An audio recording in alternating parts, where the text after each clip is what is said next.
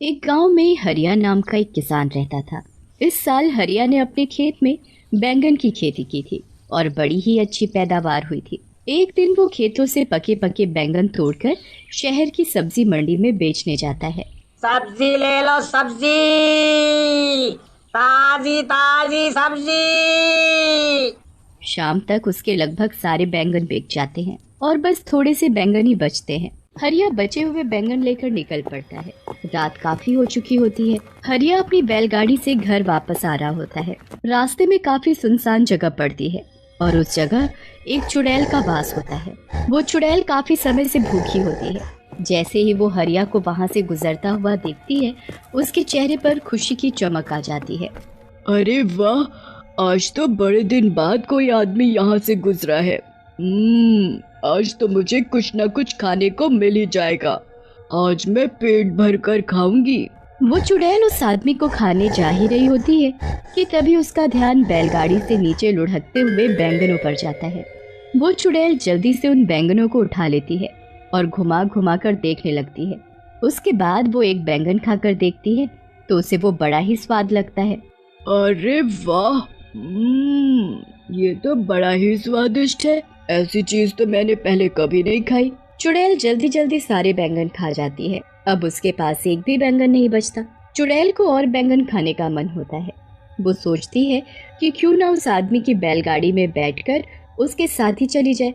ऐसे उसे उस आदमी के पास और भी बैंगन मिल जाएंगे। वो जल्दी से हरिया की बैलगाड़ी में चढ़कर बैठ जाती है। हरिया को बैलगाड़ी में एक झटका सा महसूस होता है। वो जल्दी से पीछे मुड़कर देखता है तो उसे कोई भी दिखाई नहीं देता। अभी अभी मुझे ऐसा लगा कि मेरी बैलगाड़ी में कुछ भारी चीज गिरी है, पर यहाँ तो कुछ भी नहीं है। हरिया को वो चुड़ैल दिखाई ही नहीं देती और वो बैलगाड़ी लेकर आगे चल देता है। चुड़ैल बैलगाड़ी में बैठकर हरिया के घर तक पहुंच जाती है। हरिया तो घर के अंदर चला जाता है, पर चुड़ैल आंगन में ही रह जाती है और सबके सोने का इंतजार करती है। लता, अरे ओ लता, जरा एक गिलास पानी तो लेकर आ। अरे आप आ गए, मैं अभी पानी और खाना दोनों लेकर आती हूँ। जब तक आप मुँह हाथ धो लो। खाना खाकर सब सो जाते हैं। उसके बाद चुड़ैल उनके घर में आकर बैंगन ढूंढने लगती है। वो घर का एक एक कोना देख लेती है, पर उसे बैंगन तो कहीं नहीं मिलते। चुड़ैल को बड़ा ही गुस्सा आता है। आखिर वो चीज इस आदमी ने कहाँ रखी है? इसकी बैलगाड़ी में थी तो इसके पास और भी जरूर होगी, पर ये उनको रखता कहाँ है? मुझे लगता है इसने उनको और जगह छुपा कर रखा है। मैं भी ढूंढ कर ही रहूंगी। चुड़ैल सुबह होने और हरिया के उठने का इंतजार करने लगती है। जैसे ही हरिया सुबह उठकर नहा धोकर खेतों में जाता है, चुड़ैल भी उसके पीछे पीछे निकल पड़ती है। हरिया खेतों में जाकर काम करने लगता है। चुड़ैल को अब दूर से ही ढेर सारे बैंगन दिख जाते हैं। वो तो खुशी से पागल हो जाती है। मिल गए, मिल गए। आखिर ये मुझे मिल ही गए। मुझे लग ही रहा था कि इस आदमी ने इतनी स्वादिष्ट चीज कहीं और छुपा रखी है, पर मैंने आखिरकार ढूंढ ही ली। अब चुड़ैल एक एक करके सारे बैंगन खाने लगती है। हरिया थोड़ी देर के लिए कहीं काम से जाता है और इतने में ही चुड़ैल खेतों में लगे सारे बैंगन खा जाती है। जब हरिया वापस आता है तो खेतों से सारे बैंगन गायब देख बड़ा हैरान होता है। अभी तो इन पर इतने सारे बैंगन लदे हुए थे और अब अचानक सारे के सारे बैंगन ऐसे कैसे गायब हो गए? आजकल तो बाजार में बैंगन की कितनी डिमांड है और यहाँ सारे बैंगन गायब हो गए। मुझे तो बड़ा ही नुकसान हो गया। अब मैं करूँ तो क्या करूँ? हरिया वहाँ सर पकड़कर रोने लगता है। उसके महीनों की मेहनत बर्बाद हो जाती है। चुड़ैल हरिया को ऐसे रोते देखती है तो उसे बहुत ही बुरा लगता है। उसे समझ ही नहीं आ रहा होता कि अब वो कैसे सब कुछ ठीक करे जिससे हरिया का कोई नुकसान ना हो। मेरी वजह से इस भले आदमी का इतना नुकसान हो गया। इसके सारे बैंगन मैं खा गई। अब मुझे ही दोबारा इनको उगाना होगा। अगले दिन हरिया इस टेंशन में बहुत बीमार पड़ जाता है और उसका खेतों पर जाना बिल्कुल बंद हो जाता है। चुड़ैल इसी चीज का फायदा उठाती है और अगले दिन से खुद खेतों में काम करना शुरू करती है। वो पूरा खेत पहले अच्छे से साफ करती है और फिर उसमें बीज बोती है। उसके बाद वो रोज खेतों में पानी डालने आती है। बड़ी मेहनत के बाद वो बैंगन के पौधे उगने शुरू होते हैं। चुड़ैल उनको देख बड़ी ही खुश होती है। अरे वाह, आखिर मेरी मेहनत रंग ला रही है। आज इसमें पौधे निकलना शुरू हुए हैं, कल ये बड़े भी हो जाएंगे और फिर इनमें बैंगन लगेंगे।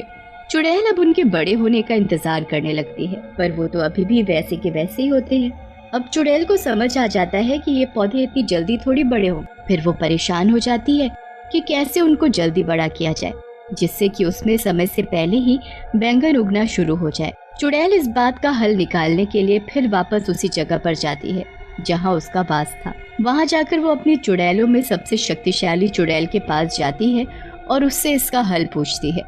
हे चुड़ैलों की चुड़ैल, मुझे कोई ऐसा उपाय दो जिससे मैं जल्दी से खेतों में बैंगन उगा सकूं। क्या? ये तू क्या बोल रही है? तुझे बैंगन की खेती करने की क्या जरूरत पड़ गई? बस मैं क्या बताऊं, मैंने पहली बार बैंगन चखे और वो मुझे इतने स्वाद लगे कि मैंने किसी गरीब और भले आदमी के खेतों के सारे बैंगन खा लिए। बेचारा इस सदमे में बीमार हो गया, बहुत रो रहा था, तो मुझे देखकर बिल्कुल अच्छा नहीं लगा। मैंने उसकी मदद करने की कोशिश की और उसके खेतों में फिर से बैंगन की खेती शुरू कर दी, पर अब वो पौधे अपने तरीके से धीरे धीरे उग रहे हैं। ऐसे तो वो बहुत वक्त लगाएंगे और महीनों में उसमें बैंगन उगेंगे। बेचारा वो आदमी तब तक क्या बेचेगा और कैसे अपना घर चलाएगा? उस बेचारे के घर में उसकी बीवी और 2 छोटे छोटे बच्चे भी हैं।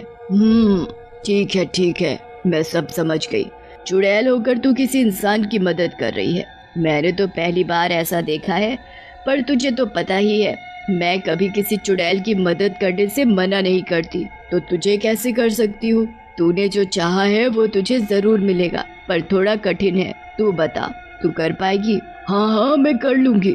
तुम बस मुझे ये बताओ कि मुझे क्या करना है।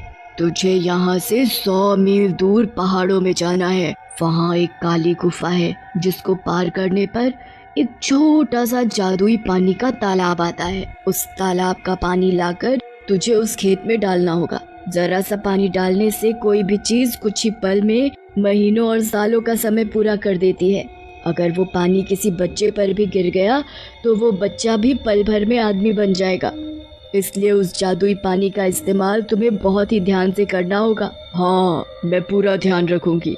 अब मैं जल्दी वहाँ के लिए निकलती हूँ, क्योंकि मैं जरा भी समय बर्बाद नहीं करना चाहती। चुड़ैल जैसे तैसे 100 मील की दूरी तय करती है। उसके बाद वो काली गुफा को पार करके उस तालाब तक भी पहुंच ही जाती है। वहां से जादुई पानी भरकर चुड़ैल सीधा अपने बैंगन के खेतों में पहुंचती है और थोड़ा थोड़ा पानी पूरे खेत में छिड़क देती है। उसके बाद चुड़ैल वहां से चली जाती है। अगली सुबह जब चुड़ैल वापस आकर देखती है तो चारों तरफ बैंगन ही बैंगन लदे होते हैं। अरे वाह, आखिर मैंने बैंगन की खेती कर ही ली। मैंने इतने सारे बैंगन उगा ही दिए। अब जब भी वो किसान यहाँ आएगा तो खुशी से पागल हो जाएगा। उसके बाद उसे बस हरिया के खेतों में आने का इंतजार रहता है। हरिया जब ठीक हो जाता है तब वो खेतों को देखने जाता है। खेतों में पहुंचकर जब हरिया हजारों बैंगन अपने खेतों में लदे हुए देखता है तो उसे तो अपनी आंखों पर विश्वास ही नहीं होता। कहीं मैं सपना तो नहीं देख रहा? पहले मेरे खेतों से सारे बैंगन अचानक गायब हो गए, फिर उसी खेत में इतने सारे बैंगन अचानक से उग गए। अरे वाह, मुझे मेरे गायब हुए बैंगन वापस मिल गए। हरिया सारे ताजे ताजे बैंगन तोड़कर टोकरों में भरने लगता है। धीरे धीरे करके सारे टोकरे बैंगनों से भर जाते हैं। हरिया सारे टोकरे अपनी बैलगाड़ी में रखता है। घर जाकर लता को सारी बात बताता है। लता तो ये बातें सुनकर चौंक ही जाती है। उसे हरिया की बात पर बिल्कुल यकीन नहीं होता। मुझे लगता है आप पागल वागल हो गए हो। अरे भगवान, मैं कोई पागल वागल नहीं हुआ हूँ। तू चलकर अपनी आंखों से देख ले। लता जब बाहर जाकर बैलगाड़ी देखती है तो वाकई में बैलगाड़ी बैंगनों के टोकरों से भरी हुई होती है। लता ये देख बड़ी खुश हो जाती है, पर उसे भी समझ नहीं आ रहा होता कि ये सब आखिर हुआ तो कैसे हुआ। उनके लिए ये तो कोई चमत्कार ही था। पर तभी चुड़ैल उनके सामने आ खड़ी होती है। हरिया और लता तो उसे देख बड़े घबरा जाते हैं। मुझसे डरो मत, मैं तुमको कुछ नहीं कहूँगी। मैं तो दरअसल तुमको कुछ बताने आई हूँ। चुड़ैल फिर हरिया और लता को सारी बात बताती है।